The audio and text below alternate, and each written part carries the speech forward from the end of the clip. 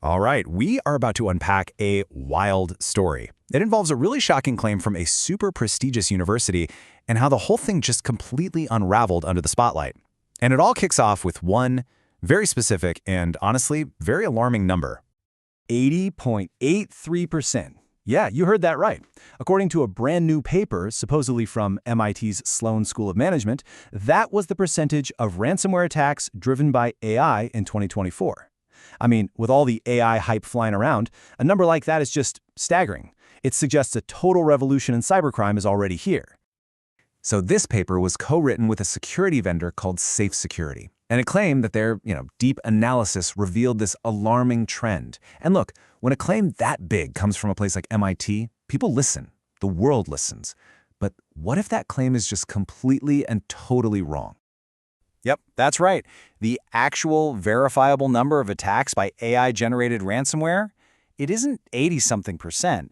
It's zero. Zilch. Nada. So how on earth did a paper from MIT get something so spectacularly wrong? That is the exact mystery we are going to untangle right now. So the paper in question is called Rethinking the Cybersecurity Arms Race When 80% of Ransomware Attacks Are AI-Driven. You gotta love that title, right?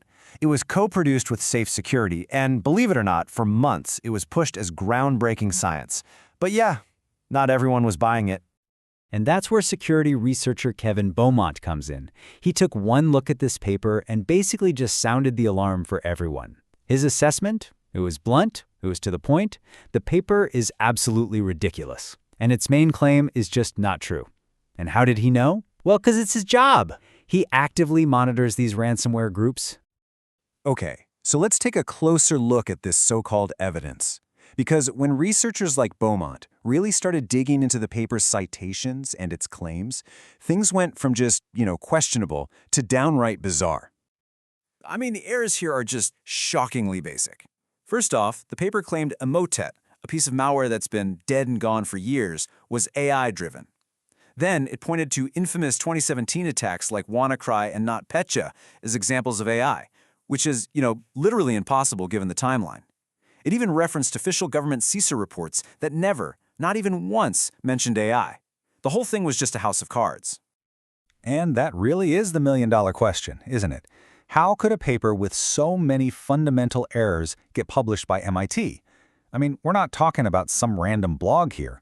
We're talking about the MIT Sloan School of Management. How does something this flawed get that prestigious stamp of approval? Well, it seems the answer, as it often does, lies in who paid for it. Right. To really understand what happened here, we have to follow the money trail. This wasn't some pure, independent academic exercise. No, this paper came from a very specific group within MIT that has let's say, a very particular business model. The paper came from a group called CAMS, that's Cybersecurity at MIT Sloan, and it operates as what they call a corporate consortium. What does that mean in plain English? It means companies can pay CAMS to produce academic-looking papers on their behalf. It's essentially a research-for-hire service, and it really blurs that line between real academia and just marketing. And who was the client in this case? You guessed it, Safe Security, a very well-funded security company that, and you're not going to believe this, what a coincidence, sells an agentic AI product, a product designed to solve the exact problem the paper just discovered. And for months, Safe Security used this MIT-branded paper as a key piece of their marketing, holding it up as hard proof for why you absolutely needed to buy their tool.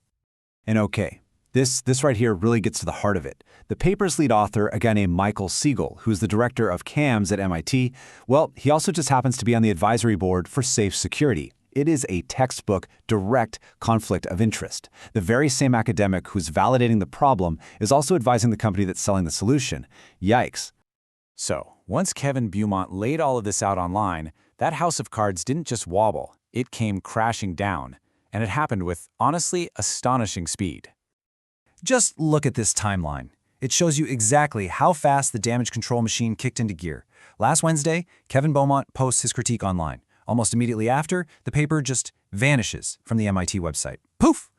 Over the next few days, MIT starts silently editing its web pages, trying to downplay just how much they'd been promoting this thing. And now, the original link just points to a notice saying an updated version is coming soon. And this is where you see the narrative shift in real time. Before all this blew up, this was groundbreaking MIT research being presented at major conferences. After it got exposed, suddenly the official story is that it was just an early working paper, and, it shouldn't have been taken so seriously.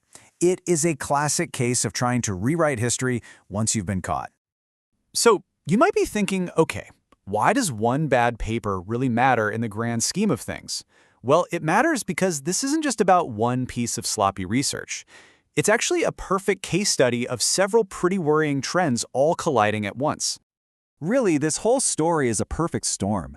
It shows us research as marketing in action, where corporate money can basically buy academic prestige to help sell a product. It's also a huge cautionary tale about the AI hype cycle, where these extraordinary claims just get way ahead of the actual evidence. And it really forces us to think hard about academic integrity when these big corporate partnerships are involved. But I think the biggest takeaway is that it's a reminder for all of us to always ask, who funded this, and what do they stand to gain from these findings? And that really leaves us with a final, pretty big question, doesn't it? We are smack in the middle of an AI gold rush. Billions and billions of dollars are pouring into this field. In an environment like this, where the lines between real science and slick sales pitches are getting blurrier by the day, how do we tell the difference?